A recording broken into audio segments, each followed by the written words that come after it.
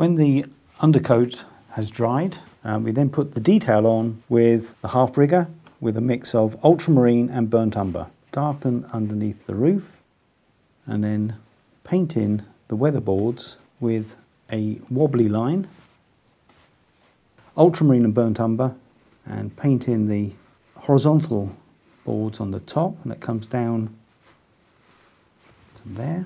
Then we have a door. Carefully paint in the woodwork on the door. There's a hinge and a bracket. Another one there and there. Right, so that's the detail on the barn. Still with the half rigger and a mix of shadow and burnt sienna. Start to paint in some of the trees in the background. Just paint up into that canopy of twigs. It's there, just another small tree just tucked on the end. So what I tend to do is paint the main tree trunk, and it goes up to the top of the tree. Then the branches come out from that one tree trunk. They're going straight up at the top of the tree. As the branches come down, they change the angle, so there's a slightly shallower angle when they come out of the tree. So painting into the masking fluid as well. So a lot of this detail will actually disappear when I remove the masking fluid. Right, so that's the smaller trees.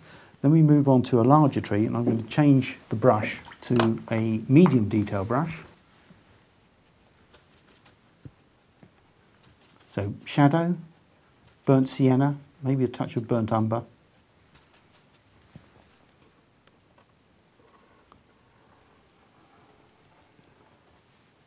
And there's that larger tree there. Some branches coming out.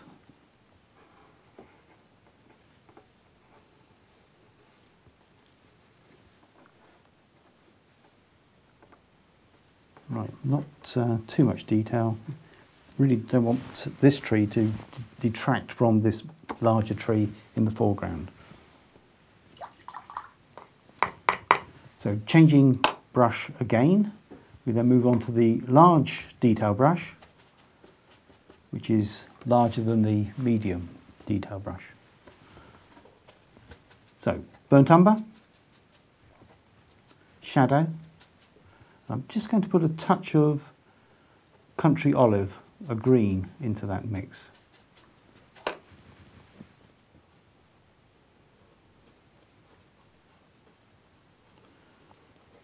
So goes up.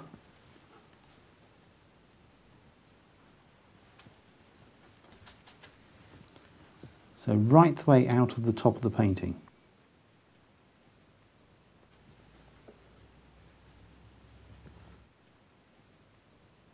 Then with some ultramarine and burnt umber, so it's more blue than brown, and that colour I'm just going to drop down the shady part of the tree there. So there's the shade. Put another branch in here. I'm following the masking fluid. You see where it's pushing the paint away, and that masking fluid there will be the snow on the branch. So you run the dark colour on the underside of the snow. It just goes out there. So some more branches going out of the painting. A large branch here. So ultramarine, burnt umber, touch of green.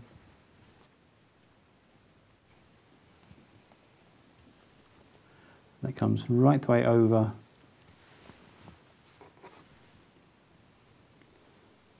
underneath that masking fluid.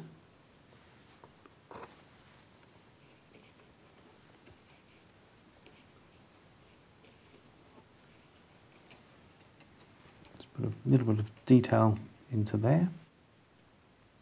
Then wash the brush out, move back to the half rigger.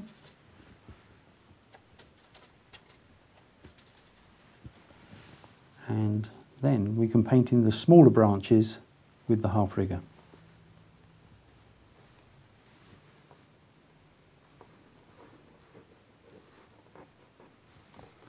So this comes right the way over and forms an arch over the road. So with the dark colour, some more branches.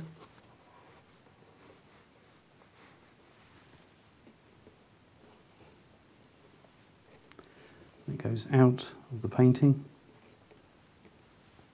Then we move over to the trees on the left-hand side and paint them exactly the same way as the tree on the right.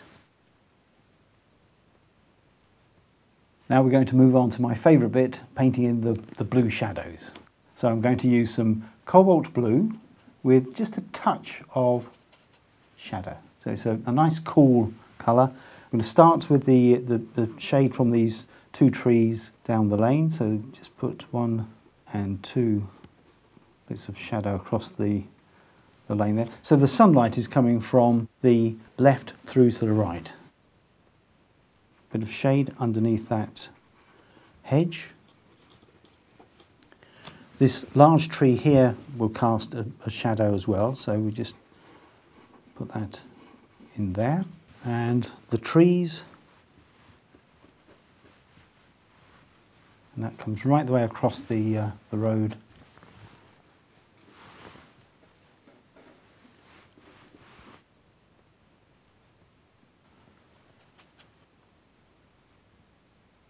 We start with the shadow at the foot of the tree, and it comes actually down the bank onto the track, then across the road, and this forms a frame for the whole painting.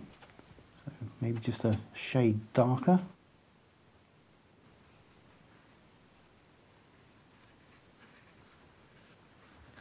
And bring that out of the painting.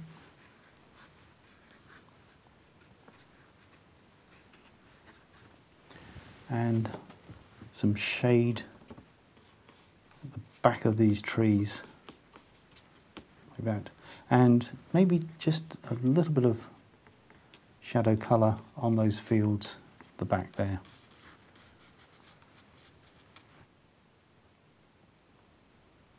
Now, I haven't painted the stile in yet, but I'm going to put some shadow coming away from that, and also the fence here. And the reason I haven't painted the fence yet is because I want to paint the darker colour over the top of the shadow colour. So that's in shade there.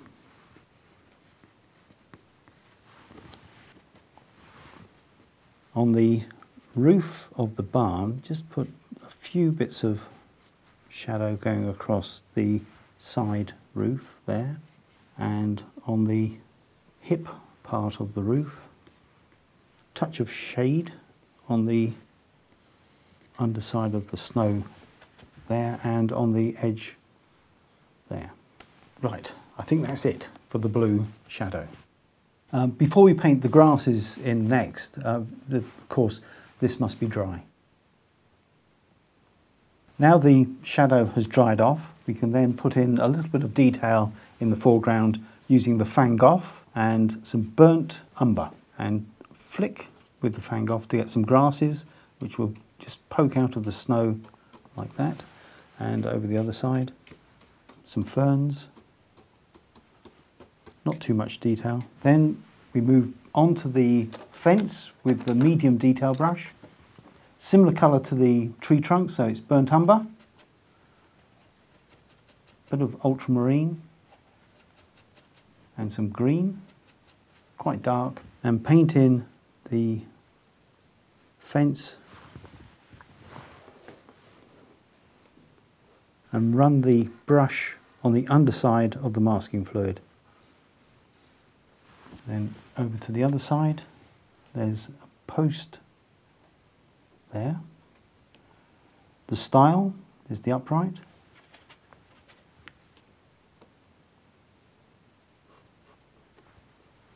And the step, just see the side of the step and the support. Move on to the half rigger, a little bit of wire on there, a couple of posts in that hedgerow. So we just let the whole of the painting dry, make sure it's completely dry before we remove the masking fluid.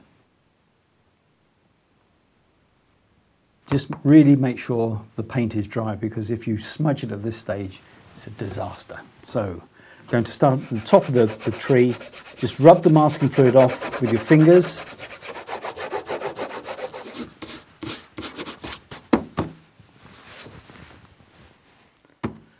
Next, we put a little bit of shade into some of this snow. We're going to use the medium detail brush, some cobalt blue, and where should we start? Over here. Just a little bit of blue on some of these branches. On the side of the tree, just a touch of shade there. On the fence,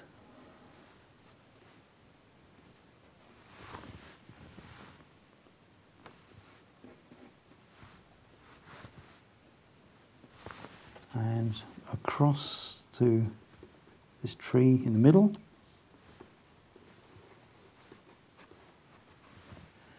and just a little bit of shadow onto there.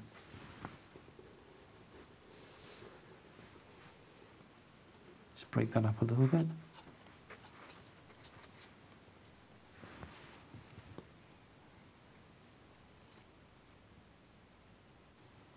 This is on the snow which is blown onto the side of the tree trunk.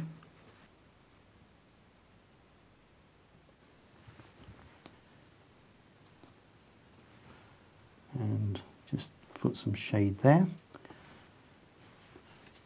Right, for the track, just with some cobalt blue and a touch of burnt umber, some of that colour that's still in my palette, just to make that just a little bit grey. And with that colour, just very lightly painting just a few stronger tracks coming along off into the distance.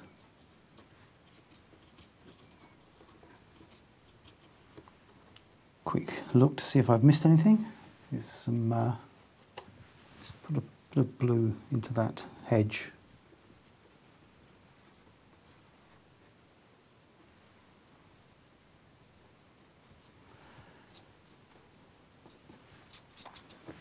So here's the finished painting. Now, I don't normally do snow scenes. It's mostly because I have my own 3 greens, and I tend to paint summer more than anything. But I love painting this snow scene. Nice, crisp, cold day, a brisk walk after Sunday roast, wrap up warm.